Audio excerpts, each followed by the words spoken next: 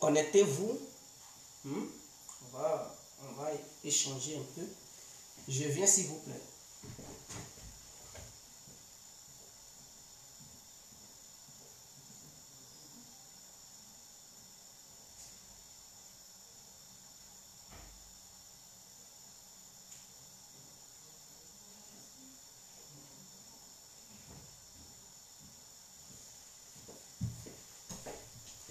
Voilà, j'espère que tout le monde va bien. Donc, connectez-vous. On va échanger un tout petit peu, c'est très important. J'espère que tout le monde va bien. Voilà, permettez-moi, en m'accordant juste une minute. Alors, disons-nous la vérité. Disons-nous la vérité. Il faudrait qu'on se dise la vérité, c'est très important. Alors, disons-nous la vérité. Bonsoir à tous et à toutes pour tous ceux qui ne me connaissent pas. Je suis l'incontournable, bien complet tout terrain. L'homme dont on parle, l'homme qui n'a pas fourré aux yeux, l'homme qui ne mâche pas ses mots. Vous pouvez aussi m'appeler devant la vie, l'homme derrière, gouverneur italien, docteur Modon, appelez-moi Boum Boum, laisse-moi mourir 5 plein droit, El Padrino, Camari, Dezo ou la Moudja. Alors nous voilà à nouveau devant cette caméra pour se dire la vérité. Oui, nous sommes devant cette caméra pour se dire la vérité, c'est très important. On doit aussi envoyer un message fort aux membres du RADP. Ce message, je vais d'abord commencer par les envoyer du président de la République auprès de la population ivoirienne qui réside à l'étranger. Je répète, je dis les envoyer du président de la République, son Excellence M. Alassane Ouattara, auprès des Ivoiriens vivant à l'étranger, que ce soit au Maroc, que ce soit en France, que ce soit en Belgique, que ce soit en Allemagne, que ce soit en Angleterre, que ce soit aux États-Unis, ceux qui sont les délégués du président qui doivent assister ces gens-là, je vais leur envoyer un message fort. C'est très important. Ici, parce que dans la vie, il faut se dire la vérité, l'hypocrisie est une arme qui détruit. Or, la vérité est une arme qui fait mal, mais qui guérit. C'est très important. Alors, qu'est-ce que j'aimerais dire? Vous savez, lors de cette campagne électorale, le président de la République a envoyé des gens dont j'ai une grande affection. Monsieur Diaby Lassine et son équipe avec Madame Mariam Diaby, je les adore. Toutes ces deux personnalités, ce sont des gens que j'adore énormément. Je ne peux pas leur manquer de respect. Je les respecte. Voilà, mais je vais leur donner une nouvelle stratégie. Comment ils devraient faire? Parce que, à ma connaissance, je sais que le président de la République a dépêché 4 milliards de francs CFA et qui vaut 6 millions d'euros. Je répète, le président pour la campagne électorale à l'étranger a dépensé, a mis à la disposition de ceux qui devraient assister.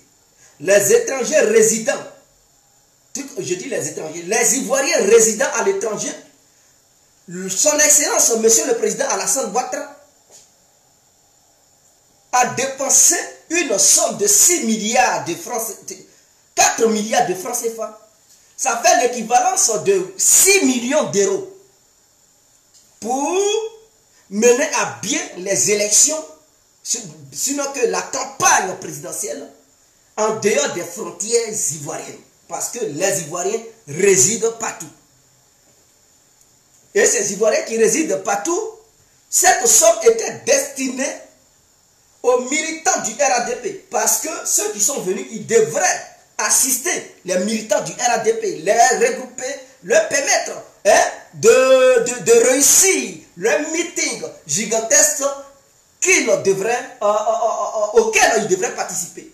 Et donc ces 6 millions d'euros ont été débouchés pour permettre à ces gens-là d'assister la diaspora ivoirienne, précisément la diaspora du RADP. Malheureusement, ceux qui ont été envoyés, ce n'est pas eux le problème. Mais il y a des vautours aux alentours de ceux-là C'est ceux-là qui sont les vrais dangers. C'est-à-dire les vautours. Quand les délégués du président arrivent quelque part, ceux qui se jouent les repéros, ceux qui tiennent les mallettes à main, ceux qui tiennent les valises à main, c'est ceux-là qui sont les vrais dangers.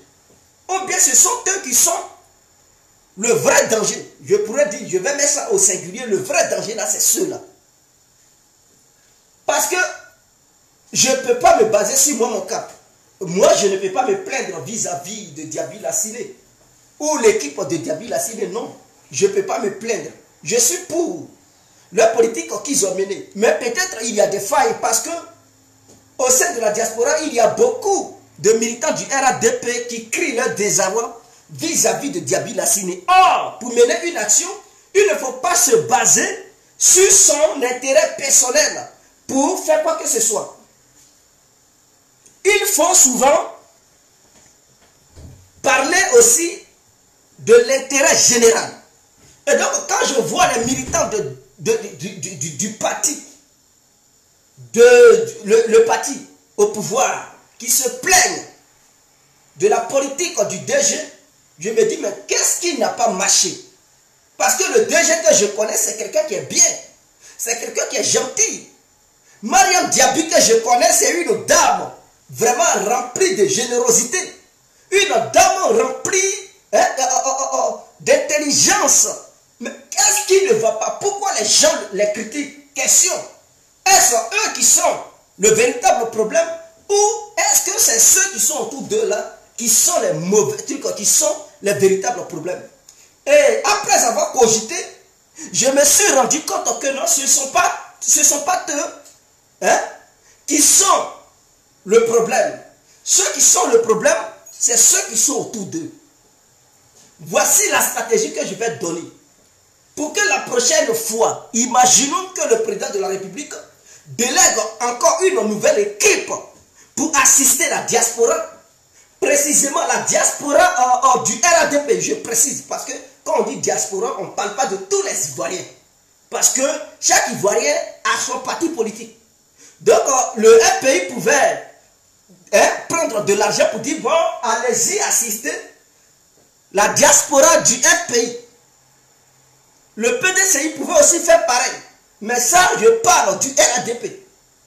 Voici ma proposition que j'aimerais faire. Parce que quand on parle de campagne, et lorsque il y a au moins 6 millions d'euros en jeu, ce n'est pas de la plaisanterie. Tout le monde pouvait sortir gagnant dans ces histoires. Parce que, quels sont ceux qui font la force du parti? Ce sont les militants. Sans militants là, il n'y a pas de parti politique.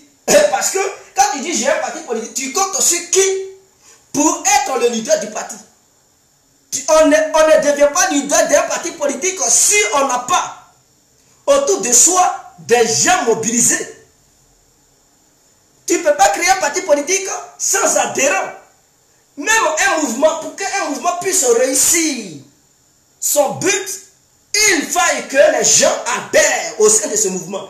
Donc c'est ceux qui rentrent dans ce mouvement ou dans ce parti politique qui font la force du parti. Or, cet argent qui a été donné, c'est pour les militants, ce n'est pas pour autre chose. Quand je parle de militants, parce que ce ne sont pas les salles seulement qui vont bouffer 6 millions. Ce ne sont pas les salles seulement qui vont bouffer 4 milliards de francs CFA. Une salle, si tu prends une salle ici, pour une conférence, ils ne vont pas te dire que la salle coûte 1 million d'euros pour une réunion quelconque. Voici, il y a des délégations où il y a des groupements du RDR, sinon que du RADP ici en Europe. Et lorsque le délégué du président arrive, qu'est-ce qu'il doit faire? Il appelle tous les mouvements du RADP qui sont sur le territoire européen. Une fois que ces groupements réunis, le délégué du RADP demande quels sont les présidents de ces différents groupements ou bien de ces différents mouvements du RADP. Et chaque mouvement va dire qui est son responsable, qui est son président.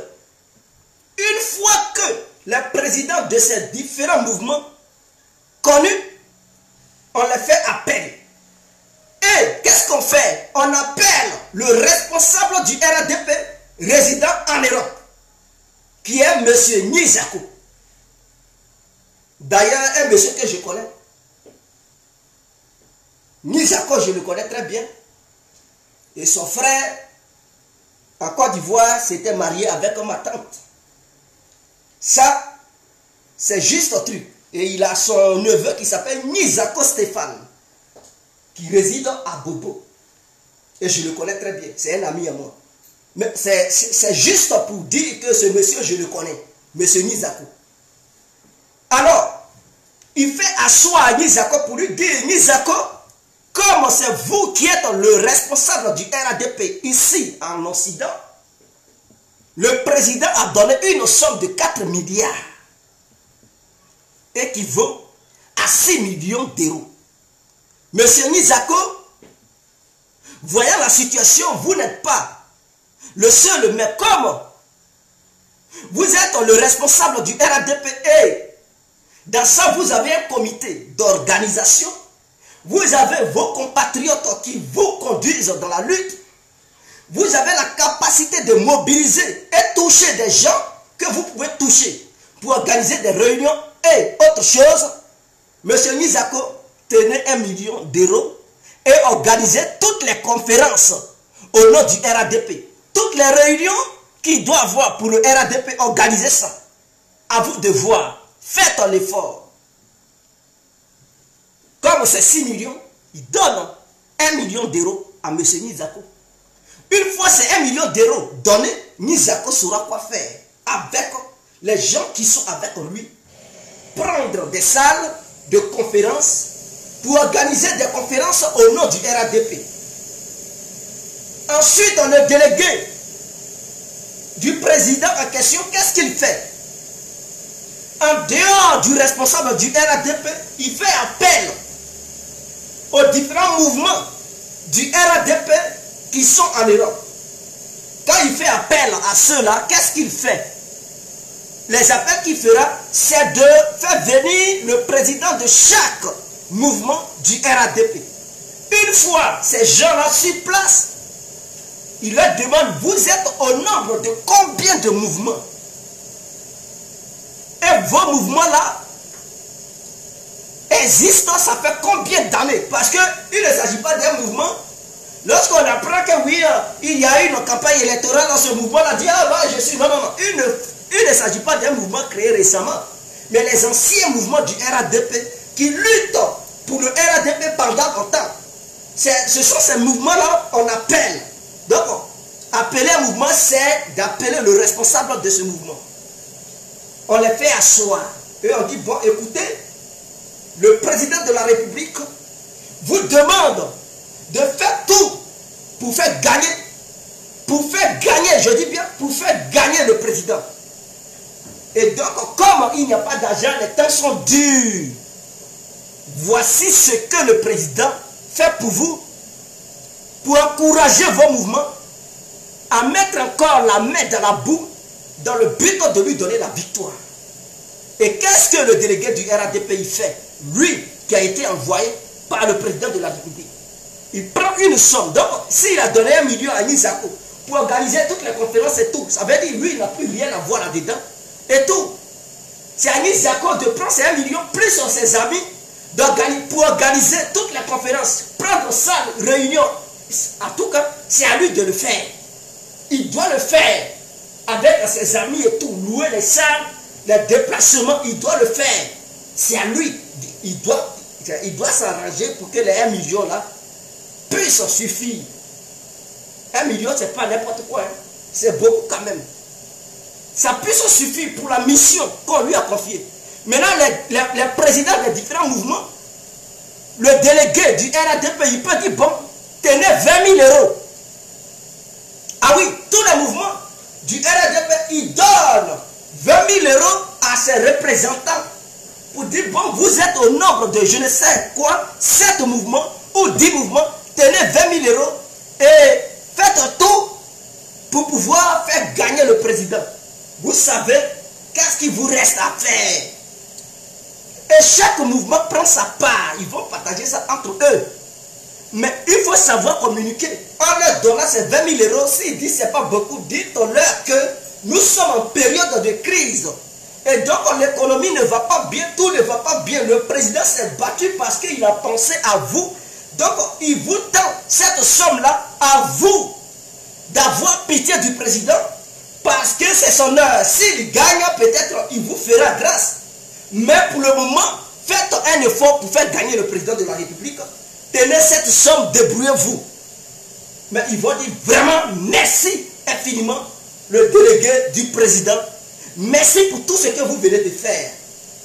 Une fois cela, ils vont prendre leurs 20 000 euros. Leurs mouvements vont partager ça. Ils vont se donner les moyens nécessaires pour mettre la main au feu, pour mettre la main dans la boue, pour pouvoir mener le combat du RADP à la diaspora. En dehors de ça, parce que nous sommes dans un monde nouveau, on parle de la technologie, on parle du cyberactivisme, on parle du numérique. Qui dit numérique parle d'ordinateur, parle de vidéo, parle de tout ce que vous pouvez voir. Et à travers une vidéo quelconque ou une publication, on peut déstabiliser un État ou on peut conscientiser quelqu'un. Aujourd'hui, pour que un opposant ou qui que ce soit puisse pousser la population à la révolte populaire, il suffit de faire une vidéo quand tu es influent pour dire demain là, je vais vous voir dans la rue. Quand les gens regardent ta vidéo, tous ils sont dans la rue. Je prends l'exemple de l'opposant à Poutine, Alexei Navalny. Mais lui, quand ils l'ont arrêté à l'aéroport, il a fait seulement une vidéo. Il a posté ça, il a demandé aux Russes de sortir, manifester et mettre la pression sur Poutine jusqu'à ce qu'il me libère. Mais son appel a été attendu. Combien de personnes qui ont suivi cette vidéo? Mais 60 millions de Russes ont regardé la vidéo. Ça a poussé ces milliers de Russes envahir le samedi passé là toutes les villes russes pour pouvoir se manifester contre Poutine. Je veux dire quoi par là? Je veux dire par là que ceux qui font des vidéos ont une influence. Même s'ils n'ont pas assez de vues, mais ceux qui ont regardé, qui ont été convaincus, ils vont appeler leurs amis. Ah, voici, c'est-à-dire affairage.com. De bouche à l'oreille, le message pas très loin. Et donc, les gens qui font des vidéos, ils ont une influence. Le délégué du RADP, qu'est-ce qu'il fera? Il va appeler tous les cyber-militants. Les cyber-militants, quand je parle de cyber-militants, c'est-à-dire ceux qui font des vidéos, qui sont en même temps des militants du RADP, il les appelle dans une salle pour dire « J'aimerais vous voir. Faites-moi la liste de tous les cyber-militants. » Plus le numéro de chaque cyber-militant. Et donc chacun sera contacté pour dire, écoutez, le représentant du président de la République veut que tu sois là tel jour, à telle heure, dans tel endroit. Si la personne a des occupations, la personne trouvera un consensus avec son patron, afin d'être là le jour J. Ainsi, tous les cyber-militants iront à cette réunion. Personne ne pourra dire non, ils ont donné quelque chose pour moi, l'autre a bouffé. Non, ce n'est pas ça. Puisque tu es cyber-militant, tu es ton propre patron. Tu n'es pas dans une équipe pour dire c'est lui-là qui est ton patron. Et donc, lorsqu'on a besoin de tous, on fait une liste, plus le numéro de chaque individu, on appelle. Chaque individu, on le convoque au même endroit dans une salle et tout le monde est présent. Et si le délégué du RADP veut faire quelque chose pour demander à ces cyber-militants de doubler d'efforts au nom de la victoire du président de la République, ce dernier fera quoi? Mais ces derniers se mettront au travail. Mais en quoi faisant? Pour ne pas que les gens dénigrent le représentant du président en question à l'étranger, il peut dire, écoutez, les temps sont durs. Les temps sont durs et ça ne va pas. Le président m'a envoyé de vous demander de vous mettre au travail pour que notre parti politique puisse toujours garder le pouvoir. Mais en quoi faisant? En sensibilisant les gens, en doublant d'efforts. Donc le président dit qu'il n'a rien et que vos frères sont en Côte d'Ivoire, ils doivent travailler encore pour eux, pour le bien-être de leur, pour le bien-être de vos confrères. au pays. Donc, tenez 2000 euros, 2000 euros. Chaque cyber militant. Et ces 2000 euros, achetez les appareils nécessaires pour pouvoir faire ce que vous pouvez faire pour donner la victoire au RADP. Une fois cette somme donnée, mais chacun prend ça. S'il a manque d'un appareil, il achète son appareil. S'il a déjà ses appareils au complet, il prend ses appareils et il double d'efforts. Personne ne peut encore venir corrompre qui que ce soit. Parce que quand tu fais un travail, tu sais pourquoi tu le fais. À ce moment-là, les vidéos seront multipliées. Les gens vont sensibiliser beaucoup de personnes à ne pas commettre une erreur irréparable. Ainsi, Alassane gagnera. Mais remercie aussi, mais ce qui n'a pas été fait. Il y a beaucoup de cyber militants, beaucoup parmi eux n'ont pas eu la chance d'avoir même 1 euro, 1 centime. Or pourtant ils se sont battus. Et le fait d'appeler d'autres cyber militants en cachette pour leur donner des billets d'avion, en les invitant spécialement pour assister à l'investiture du président de la République, c'est malhonnête. Et c'est ce que je dénonce, ce n'est pas bien. J'ai été le premier à avoir dénoncé cela. En donnant des billets d'avion aux talibans, aux EPEC et d'autres personnes, mais c'est malhonnête, ce n'est pas bien. Et en laissant toute une grande équipe derrière. Mais pourquoi sélectionner les gens? Pourquoi sélectionner les gens? Et si d'autres Ivoiriens, parce que si ça se passe au milieu des cyberactivistes, on sait qu'au sein de la société ivoirienne, c'est comme ça aussi. Parce que peut-être d'autres s'en vont demander du boulot.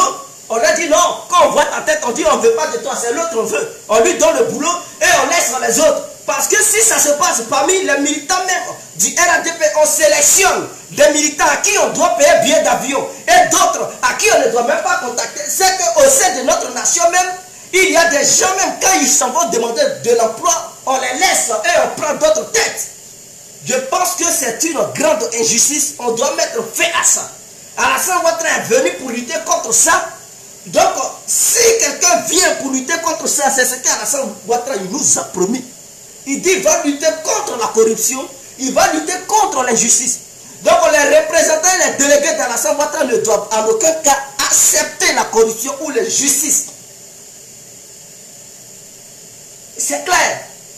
Maintenant, les centres d'enrôlement, il faut les louer. Mais pour louer un centre, ce n'est pas truc. Ça ne coûte pas 100 000 euros dans la journée. Pour louer un centre d'enrôlement, ça ne coûte pas 100 000 euros dans la journée. Désolé. Si ça a trop coûté, là, ils vont dire, écoutez, bon, le centre, vous allez le payer à 3 000 euros ou 2 000 euros toute la journée. Mais 1 million d'euros, là, ça peut permettre à l'État ivoirien de louer plusieurs centres en Europe. Par exemple, en France, pour permettre aux gens de se faire enrôler. Est-ce que vous comprenez? Même mettre des centres sur pied partout en Europe. Et les centres d'enrôlement, ça ne dure pas beaucoup. Les gens votent où? En Europe ici. En Belgique, en France, Italie, Espagne, Angleterre. Et en Allemagne, c'est fini. Les autres pays, il n'y a aucun centre là-bas. C'est-à-dire, les pays scandinaves là, aucun centre n'est ouvert pour le vote des Ivoiriens qui résident là-bas. Ceux qui veulent voter, ils doivent venir vers l'Europe de l'Ouest ou quoi que ce soit pour voter. Donc ceux qui sont en Suède, en Hollande, Danemark, Finlande, Norvège, ou bien tout cela, il n'y a pas centre, il n'y a pas de centre d'enrôlement ou centre de vote. Tout cela, eux, ils viennent en Belgique. C'est là-bas, ils viennent s'exprimer, ou ils partent en Allemagne pour s'exprimer là-bas, ou ils vont à Paris pour s'exprimer là-bas. Donc, cet argent que le chef de l'État a donné, ce n'était pas une somme pour déployer tous les moyens dans tous les pays européens. Non, les pays européens dans lesquels on devrait déployer les moyens sont limités.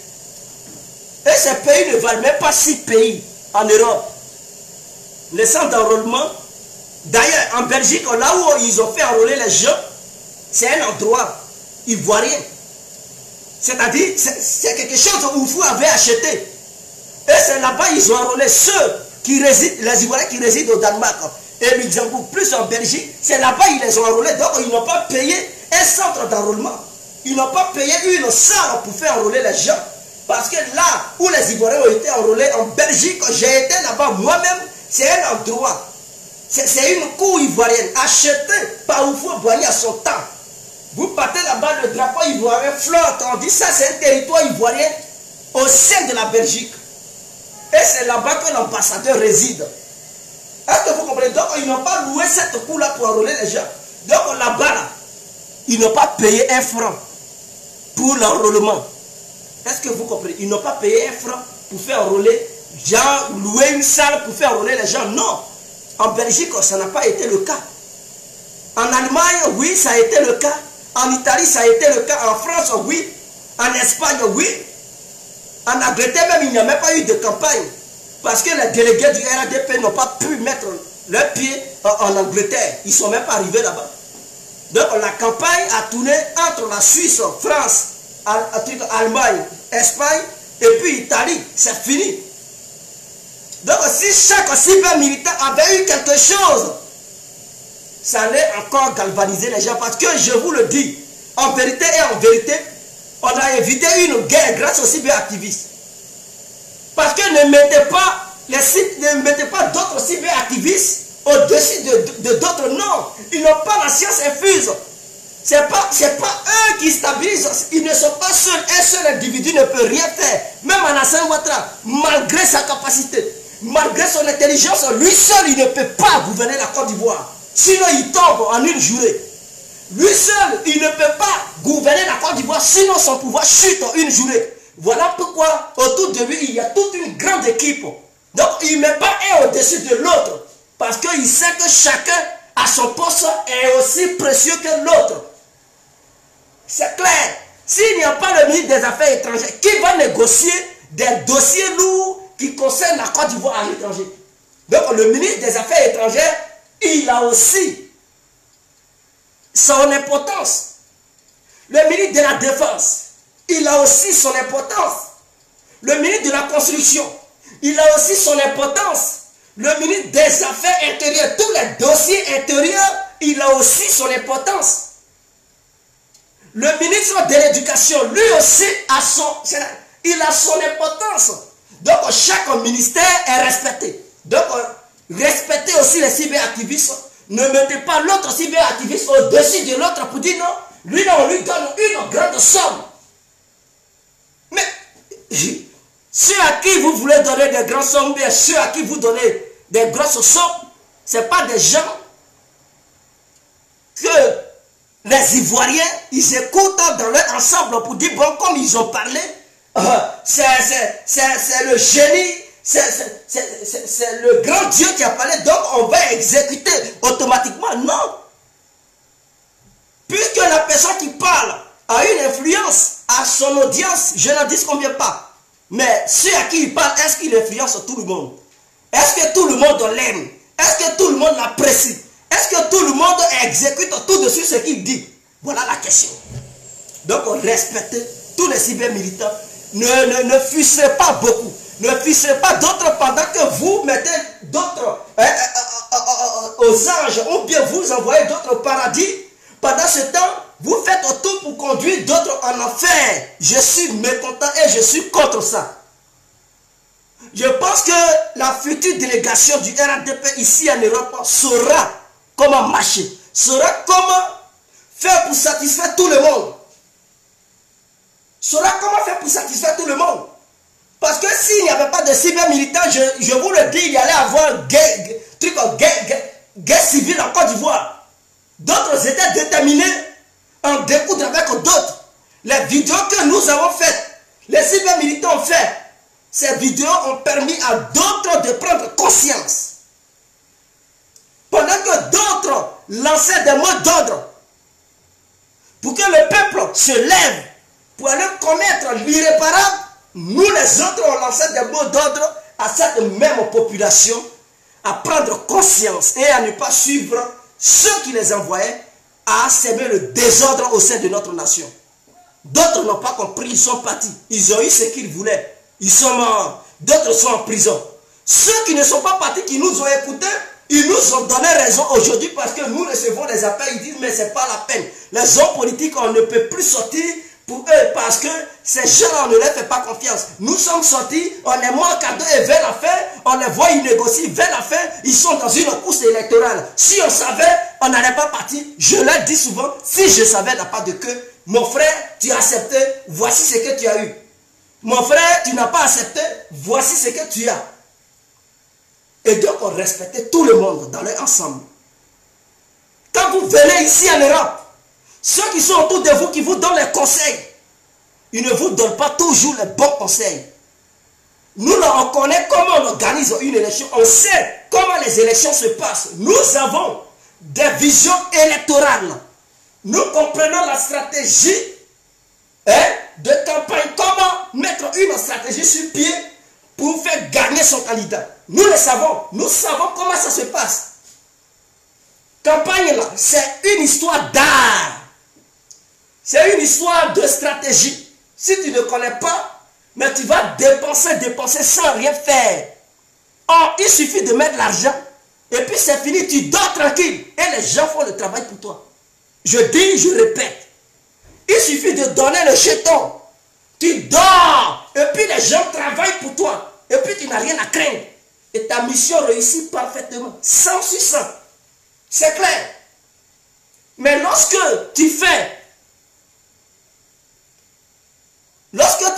une sélection parmi les gens pour dire non lui là, mais tu vas beaucoup dépenser. Parce que d'autres vont se sentir très importants. Ils vont te taxer pour faire ça. Il me faut ça. Et tu vas dépenser. Or, ils ne valent même pas le prix qu'ils te demandent. Ils ne valent même pas ça. Tu leur donnes beaucoup d'argent et ils ne font pas ce que tu leur demandes de faire. Et d'autres font ça à leur place.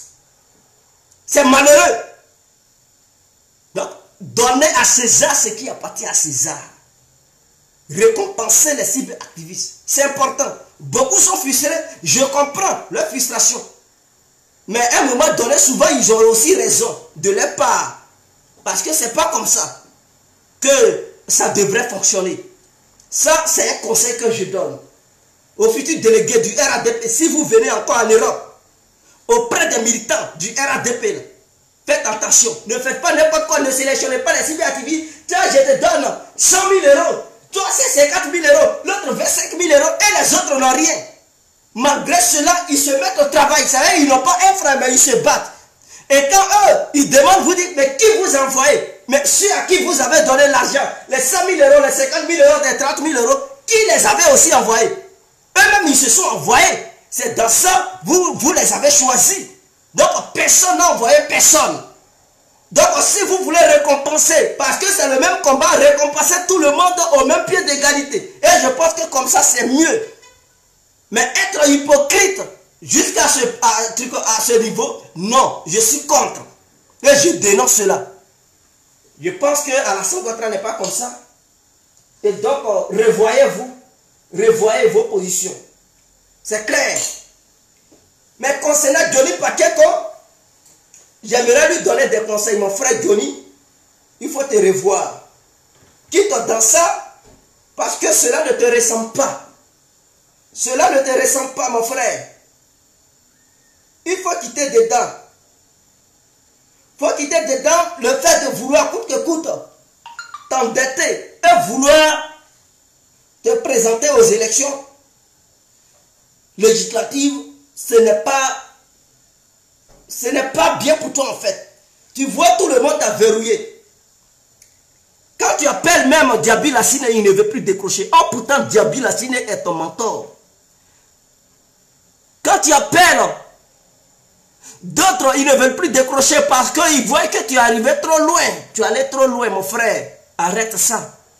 Il ne faut pas nuire le nom des ressortissants de l'Ouest. Ce n'est pas bien.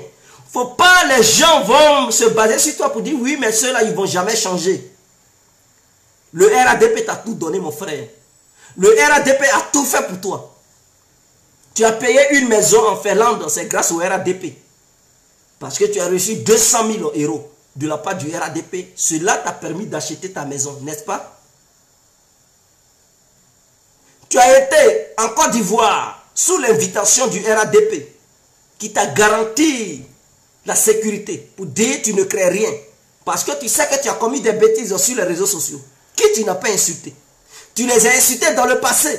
Mais eux-mêmes, ils t'ont dit, mon frère, viens, tu ne risques rien, on ne va pas te mettre en prison, personne ne va te faire du mal. On va assurer ta sécurité. Il y avait tout un lot de trucs de militaires autour de toi qui te protégeaient. Tout le monde, les militaires étaient à ta disposition. Ils t'ont protégé. C'est le RADP qui l'a fait. Pour ne pas que quelqu'un te fasse du mal. Ceux que tu avais insultés hier, que ce soit du côté de l'opposition ou du côté au pouvoir, pour ne pas que un citoyen haineux qui a vu Guéry Pacheco blesser le cœur de ses parents, surgissent de nulle part et te faire du mal. Ils t'ont protégé. N'est-ce pas? Tu es venu, le RADP a payé ton billet d'avion. C'est moi qui le dis. Le RADP a payé ton billet d'avion. Aller-retour. Le RADP t'a donné l'argent de poche. Tu es parti début 2020 là. Et encore tu es reparti. Pour repartir, pour pouvoir aller à ces élections, ou bien pour pouvoir poser ta candidature, c'est le RADP encore qui t'a donné encore les moyens, qui a payé encore ton billet d'avion. Maintenant, en retour, si on voit que la Constitution ne te permet pas de te présenter, de te candidater, tu te retires. Tu n'es pas un enfant. Tu es grand. Tu dois respecter la Constitution, mon frère. Nul n'est au-dessus de la loi. Même Alassane Ouattara lui-même. Si il veut faire quelque chose et que la Constitution ne lui permet pas de le faire, mais ils vont le contrecarrer en se basant sur la loi. Il n'est pas au-dessus des lois ivoiriennes. Toi aussi non plus. Gbagbo n'est pas au-dessus des lois. Alassane n'est pas au-dessus des lois. Bédié n'est pas au-dessus des lois. Les lois ont été votées pour tout citoyen résident sur le territoire ivoirien. Tu déconnes, cette loi te frappe. Elle fait mal, mais c'est la loi. Alors, si tu veux être candidat à ces élections, mais va résider en Côte d'Ivoire tranquillement. Ou bien tu peux résider en Côte d'Ivoire, tu t'en vas, tu fais 2 semaines en Côte d'Ivoire, tu repars en Europe, tu fais au moins 3 mois, tu reviens en Côte d'Ivoire. Quand tu fais ces navettes, on sait que quand même, tu as une famille, donc tu résides en Côte d'Ivoire et tu fais la navette. En ce moment-là, on peut t'accorder la validité et l'éligibilité. Mais ce n'est pas le cas, tu ne résides même pas en Côte d'Ivoire. Depuis que tu as quitté la Côte d'Ivoire en 2011, je dis bien 2011, personne ne t'a chassé de la Côte d'Ivoire. Tu n'es pas un exilé politique. Et je vais te montrer ta propre vidéo où toi-même tu affirmais que tu n'es pas un demandeur d'asile. Tu n'es pas un exilé politique. Je vais te montrer ta propre vidéo et ceux qui me regardent, ils vont l'écouter. Tu comprends mon frère Johnny? Tu es arrivé en Côte d'Ivoire, c'est en 2020 là, tu es arrivé en Côte d'Ivoire. Donc ton cas est différent des cas des autres. Il y a d'autres qui sont en exil parce qu'ils ont été contraints d'aller en exil. Eux-mêmes, ils savaient que leur vie était réellement en danger. Et étant là-bas, il y a eu des mandats d'arrêt quand même derrière eux. Donc ce sont des gens qui peuvent dire oui, nous ne sommes pas en Côte d'Ivoire, nous n'avons pas mis pied en Côte d'Ivoire parce que nous sommes exilés. Et ils ont des preuves palpables parce que il y a des plaintes qui sont contre eux. Des mandats d'arrêt, donc ils peuvent prouver ça.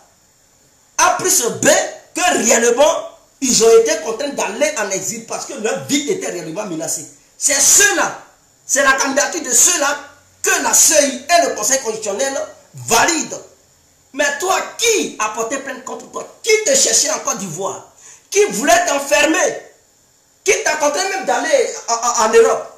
Puisque Gbagbo avait été déjà arrêté lorsque tu fuyais la Côte d'Ivoire. Alassane était déjà au pouvoir et puis tu as quitté la Côte d'Ivoire. Pour ceux qui ne savent pas, tu étais gendarme. Tu étais gendarme, toi et Dessin Animé. Dessin Animé, il était à Bobo, dans la base d'Abobo, auprès des trucs à côté de la tête, de la radio. hein, télévision ivoirienne, l'antenne qui est là-bas, à côté, non loin du marché d'Abobo, il y a une base de gendarmerie. C'est là-bas que dessin animé était. Toi, Johnny, de Torogoué, tu es venu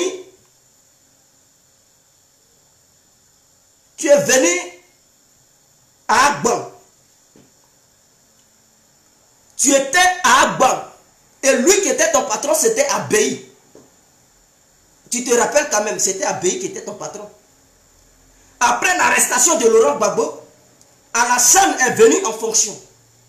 Quand il a pris le pouvoir, tu dis, tu ne veux pas qu'Alassane Ouattara soit ton président. Alassane n'a pas dit qu'il voulait te mettre en prison. Personne n'a voulu te mettre en prison. Quand Alassane est venu au pouvoir, tu dis non, sa tête t'énerve. Et que toi, tu ne veux pas qu'un Bouki soit ton président. Alors tu as pris tes clics et claques pour débarquer à Paris. Est-ce que tu comprends? Tu as pris tes clics et claques pour débarquer à Paris. Et à Paris, tu étais chez le grand frère de dessin animé. C'est là que tu étais. Et tu faisais des clashs avec Arafat Digué. Pour ceux qui se souviennent, ils le savent. C'est ce clash-là qui t'a permis d'être reconnu en fait. Qui a permis aux Ivoiriens de te reconnaître. Parce que Arafat avait dit, c'est ceux qui n'ont pas d'argent qui empruntent dans les métros à Paris. Et toi, tu lui avais fait comprendre que tu avais beaucoup d'argent et que malgré ça, tu empruntes dans des métros. Est-ce que vous comprenez? Et le frère de dessin animé qui était lui, l'ami de Bloco le Pikiki, c'est des gens, ils sont des brouteurs. Il t'avait prêté son argent dans son salon et tu étais en train de compter les billets d'euros, de 50 euros, de 100 euros. Et tu avais pris une photo. Et tu te lançais les défis avec Arafat Digué. C'est suite à ça que tu es parti en Finlande. De la Finlande, tu as demandé l'asile, oui, je le sais, mais tu n'as pas obtenu l'asile. Parce que tu es un ancien corps habillé. Et quiconque est corps habillé, on ne lui donne pas l'asile comme ça. Tu dois le savoir. Donc, en tant qu'ancien corps habillé, ils ont refusé de te donner l'asile. Et donc, tu étais en recours. Et c'est suite à ce recours que tu as croisé la mère de tes enfants aujourd'hui. Quand tu lui as fait un enfant, elle a décidé de te prendre pour aller vivre chez elle. Et c'est là-bas que tu as vécu. Et donc, pour faire tes documents, il fallait une identité ivoirienne. C'est-à-dire, suite à la naissance de ta première fille, tu demandais à faire ton passeport pour qu'on te régularise. Pour régulariser ta situation. Parce que, pour que ton enfant te donne des documents, il te faut une identité ivoirienne.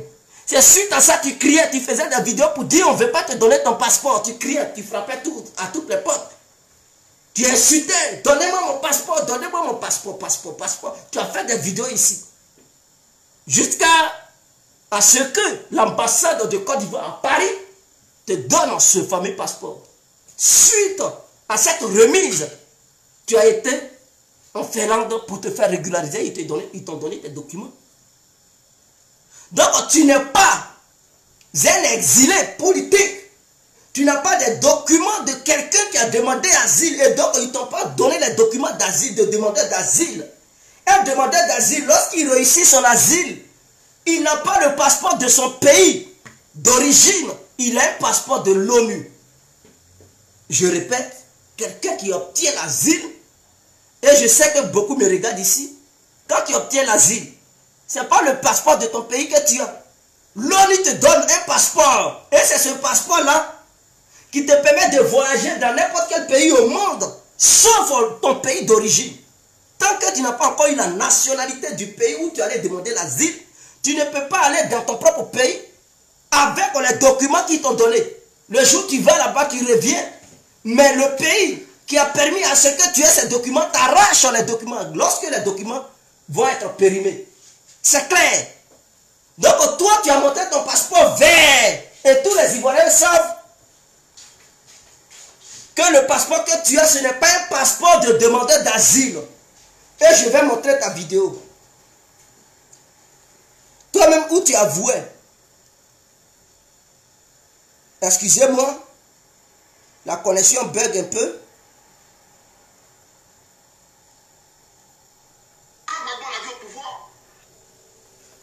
Excusez-moi.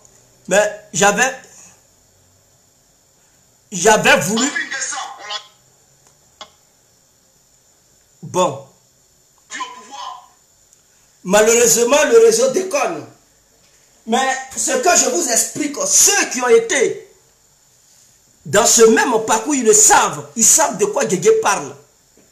Même les politiciens ivoiriens, d'autres ont été à une fois dans leur vie des exilés. Et ils savent que ce que je dis, c'est une vérité absolue. N'importe qui, personne ne peut contester.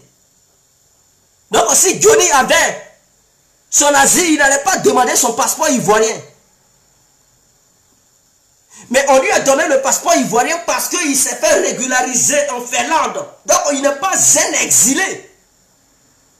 Et lui-même, il a fait une vidéo où il dit que lui n'est pas un exilé. Et qu'il a son passeport, il a brandi ce passeport. Et dans cette vidéo, il disait que si lui, il était un exilé et qu'il avait l'asile, les gens n'allaient pas faire ce qu'ils lui font. Et que qui peut faire ça à Jasso, Patrick, qui lui a demandé d'asile, qui a eu son asile en Suisse, personne ne peut lui faire ça parce qu'il est protégé. Mais lui, Johnny, comme il n'est pas un exilé, et que ces documents qu'il a, il a eu ça par le biais de sa femme.